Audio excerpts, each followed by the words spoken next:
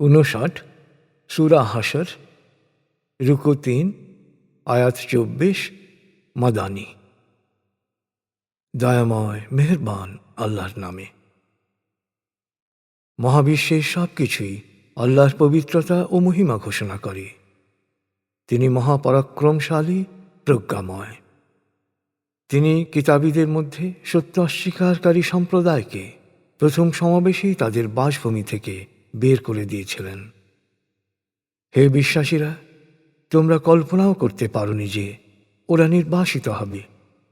আর ওরাও মনে করেছিল ওদের দুর্গগুলো আল্লাহর বাহিনীর হাত থেকে ওদেরকে রক্ষা করবে।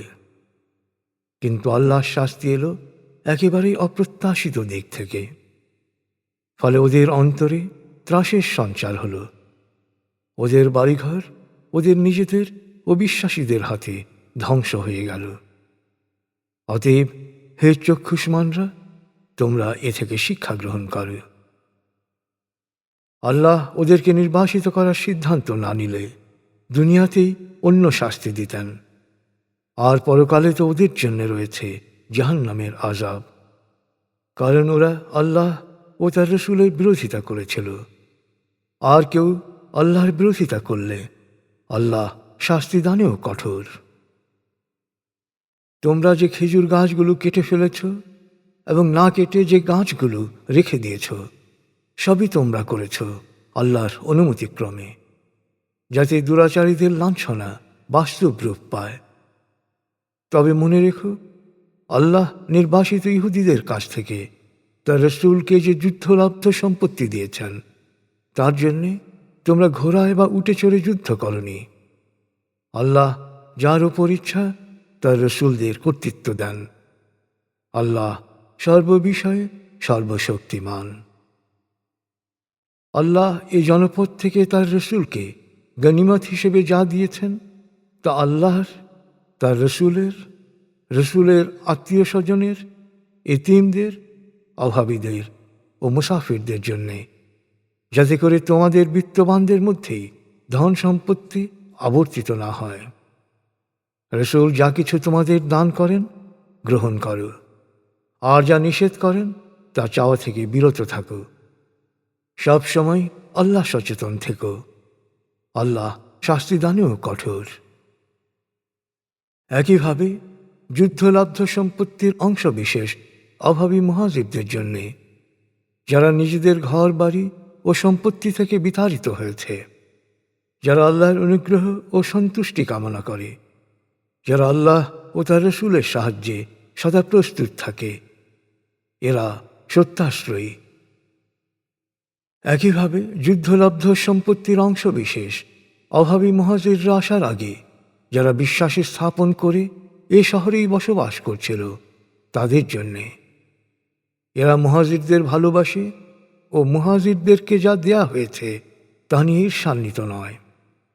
নিজেরা অভাবী হলেও নিজেদের চেয়ে মুহাজিরদেরকেই অগ্রাধিকার দেয়। এদের অন্তর সংকীর্ণতা মুক্ত।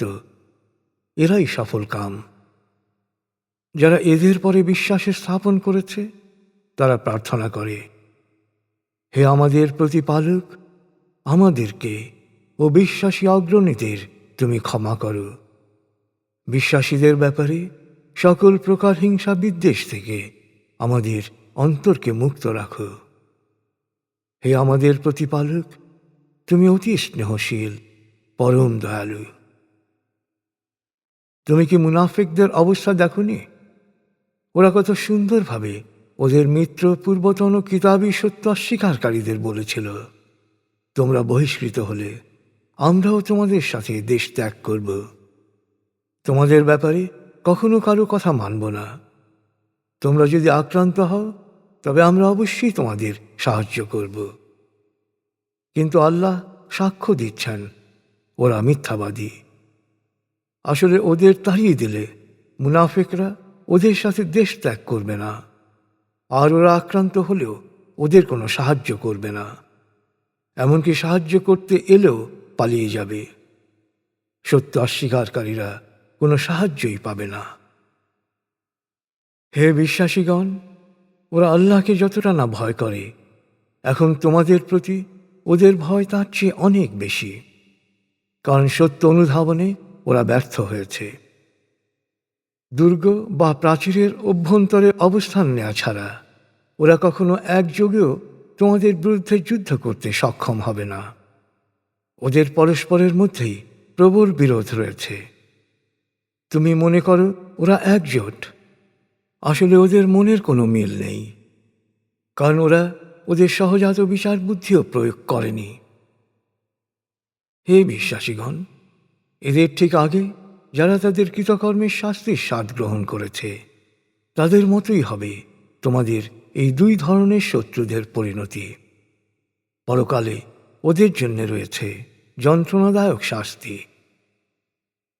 এই মুনাফেকদের উপমা হচ্ছে শয়তান। যে শয়তান মানুষকে বলে সত্যকে প্রত্যাখ্যান করো, তারপর যখন সে সত্যকে প্রত্যাখ্যান করল, তখন শয়তান বলে আমি তোমার কোনো দায়িত্ব নেইনি, আমি তো মহাবিশ্বের প্রতিপালক আল্লাহকে ভয় করি।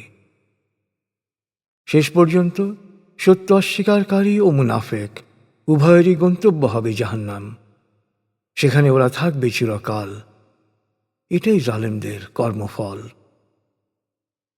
হে বিশ্বাসীগণ, আল্লাহ সচেতন থেকো। প্রত্যেক মানুষেরই উচিত চিন্তা করা যে পরকালের জন্যে সে আগাম কি পাঠাচ্ছে। আবারও বলছি, সব সময় আল্লাহ সচেতন থেকো, কারণ তোমরা যা করো সে ব্যাপারে আল্লাহ সচেতন রয়েছেন। আর তোমরা তাদের মতো হও না যারা আল্লাহকে ভুলে গেছে, ফলে তিনিও তাদের নিজেদের জন্য ভালো বিষয়গুলো ভুলে যেতে দিয়েছেন। ওরাই সত্যত্যাগী। জাহান্নামের অধিবাসী আর জান্নাতের অধিবাসী কখনো একরকম হতে পারে না। নিঃসন্দেহে জান্নাতের অধিবাসীরাই সফলকাম।